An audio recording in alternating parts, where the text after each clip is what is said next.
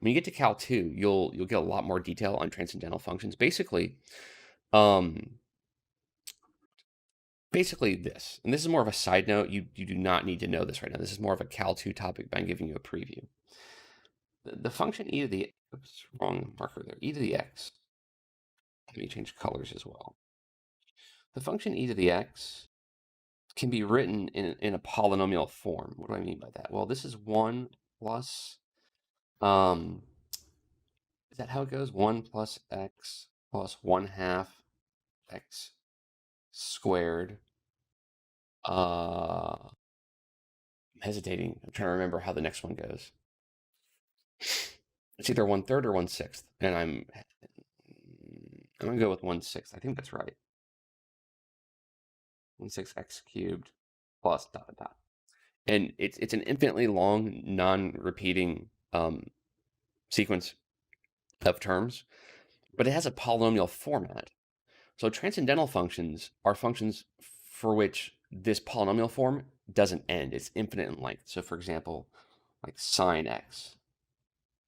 This one is x minus 1/6 x cubed plus 1 over 24.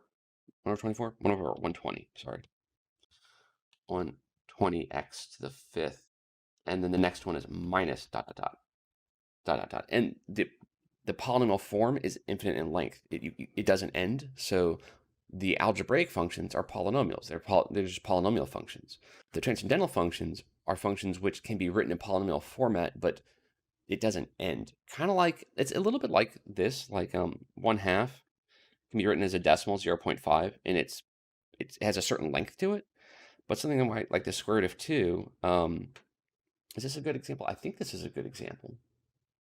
Well, let's not use that example. Maybe it's not the best.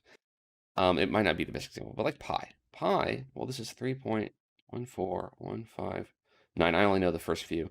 And then it goes on, but it's a non-repeating sequence, seemingly random, right? There's no way to say what is the 1/1,000,000th term, right? Which digit is the 1/1,000,000th digit without actually calculating all the ones up to that. You have to build it as you go, right? And you can calculate the next one.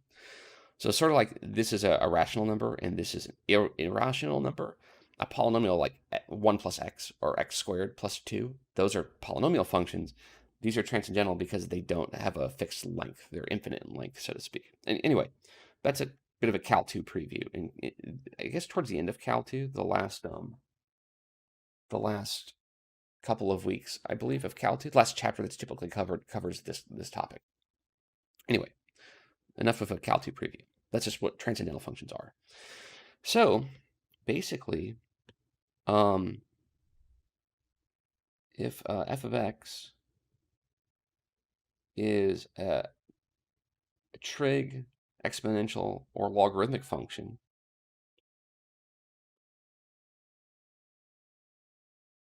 then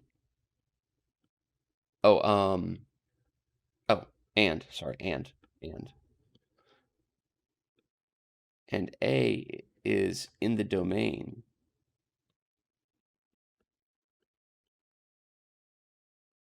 of f, then the limit as x goes to a of f of x equals f of a. Kind of like a polynomial, because again, these transcendental functions, they kind of are polynomials, sort of. It's just that they're infinite in length. So just like with a polynomial, you just plug in the number and it'll work as long as it's in the domain. And for a polynomial, the domain is always all real numbers. For any of these transcendental functions, you just plug it in and that will always work. So for example, the limit as theta goes to, say, I don't know, let's say pi over 6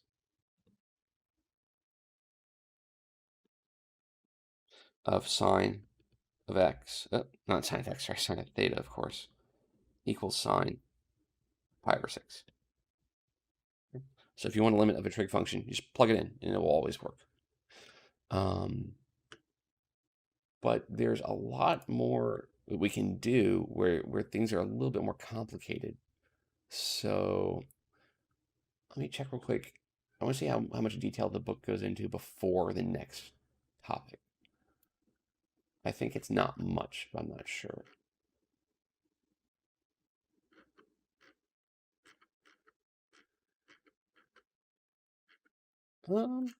Yeah, it doesn't really go into more detail. Basically, if we had something more complicated, like if I had like this, oh, you know what? I know what we can do. I have an example. I'm gonna have to go look for it real quick. It'll take me a couple of minutes. Basically, um, several years ago, I wrote a full set of lecture notes for Cal 1, and I used to run my course based on those lecture notes. I'm now using OpenStax textbook instead, but I used to use a set of lecture notes that I wrote. I just need to find those real quick. I guess spring 2019 will do it. No. Okay. Fall 2017. No, sorry, I don't remember when the last time I taught Cal 1 was with those notes. So spring 2017. Okay, found it.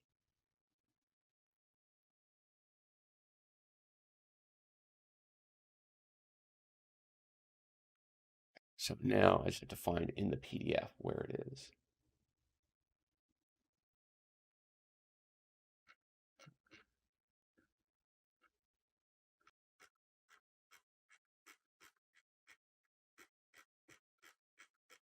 Sorry, still looking for it.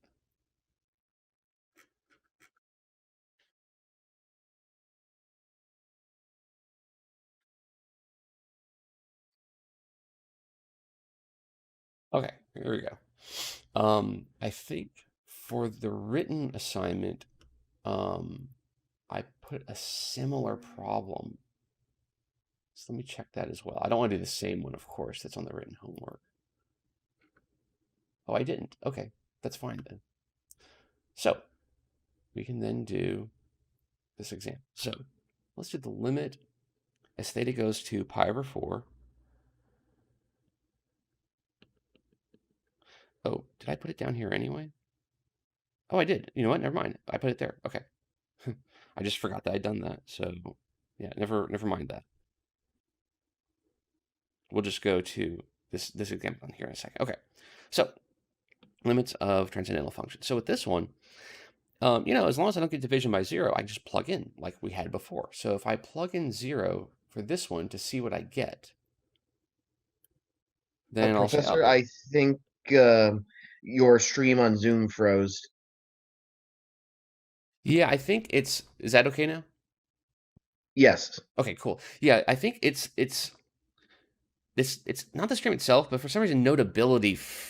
Yeah, it's the combination of notability and the stream. Anyway, but thank you for telling me.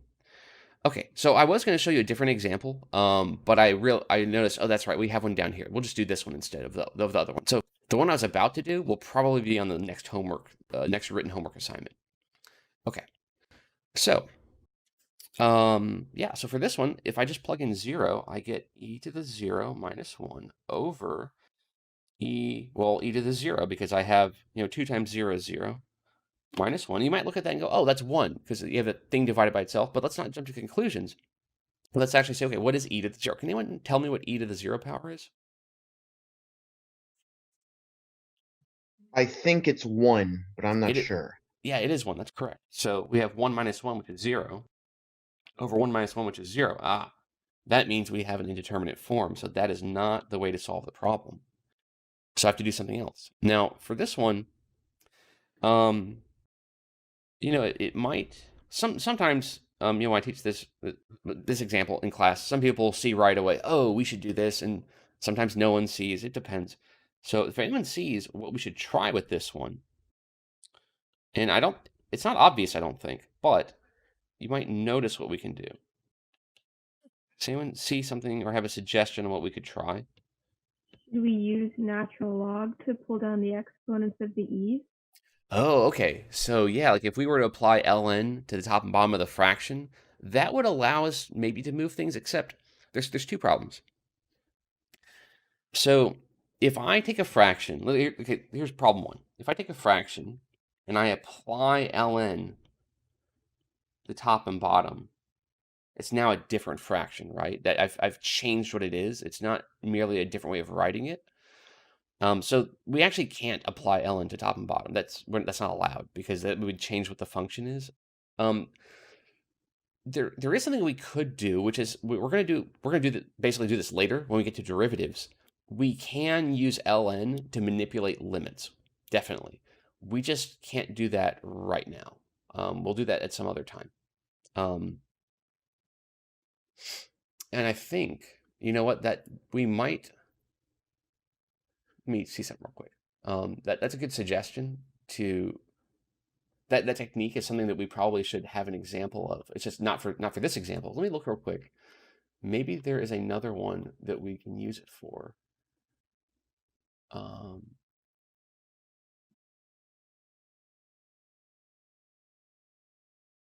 You know, I guess I'll look that up. I'm not seeing one just yet. Maybe I'll have to look that up later, and see if there's an example similar that we could use at some later time. Oh, the other problem is if we were to apply ln to the top, right?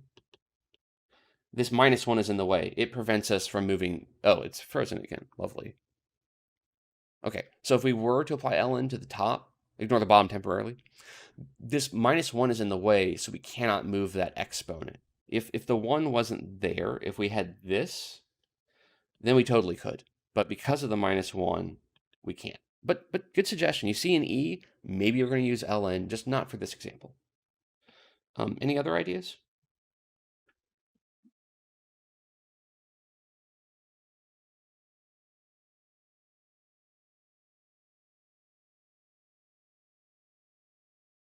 Okay, that's fine. So here's what we should do.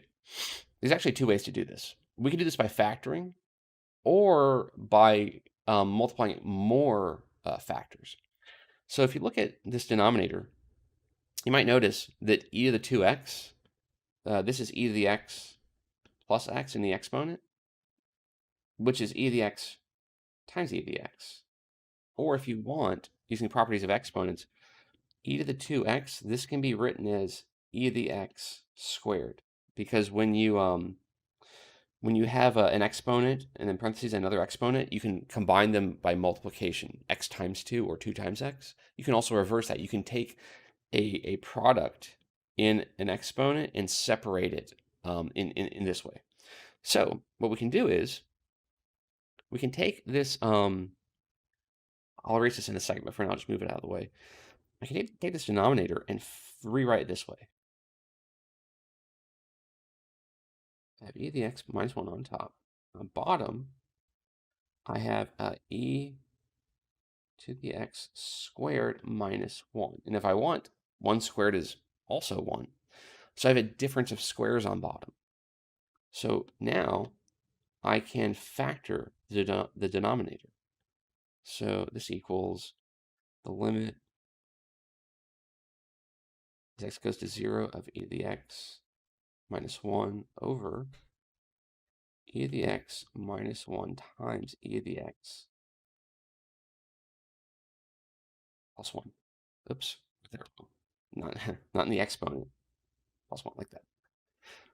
So that enables me to cancel those matching factors, right? And again, that's because in the numerator, I'm canceling the entire numerator with that factor in the bottom.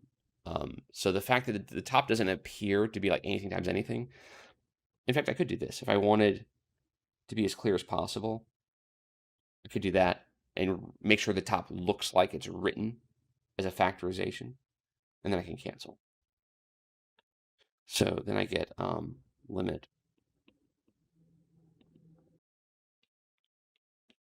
as x goes to 0 of 1 over e to the x plus 1. And now I can plug in 0 because that won't create division by 0 anymore at this point. So I'll get 1 over e to the 0 plus 1. And of course, e to the 0 is 1, as we saw earlier. So 1 plus 1 is 2, so 1/2. Okay.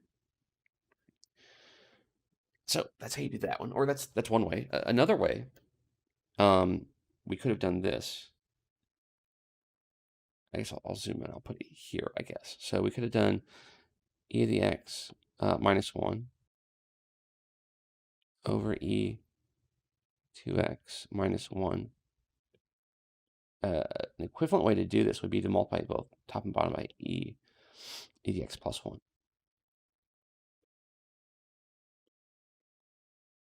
And if you then leave the bottom factored, but you distribute the numerator, then you can cancel, because you'll get, if you, I'm going to skip steps here just because it's sort of a side note, but if you distribute the top, you get that, and the bottom you get e to x minus 1 times e to the x plus 1, and then you can cancel those.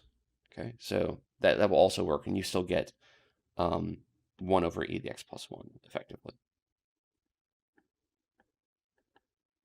It's just a different way to get that result. Okay, are there any questions about that one?